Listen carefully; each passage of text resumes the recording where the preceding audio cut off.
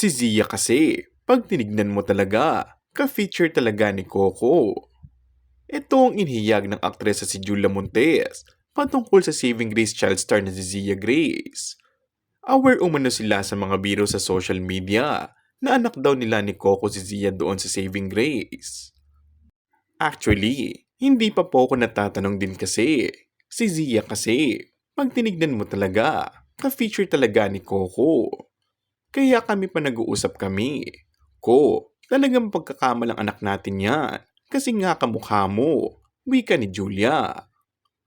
Pero nakakaawa naman umano kay tita, yung tunay na mami ni Zia. Bago pa lang sila sa industry po natin, saad niya. Iba rin po yung relationship namin ni Zia. Nung time na nanus yun, proud pa siya. Ate, nakita mo po yung nasa Instagram. Sabi niya, sabi nila anak niyo daw ako. Happy siya. At natutuwa rin naman po ako. Dagdag ng aktres. Hindi po namin siya anak. May mga Natin yan magulang kasi po nga ang batang kamukha. si Pero Zia. nakakaawa naman kay Maglilinaw naman ni tita. Julia. Bago pa lang sila sa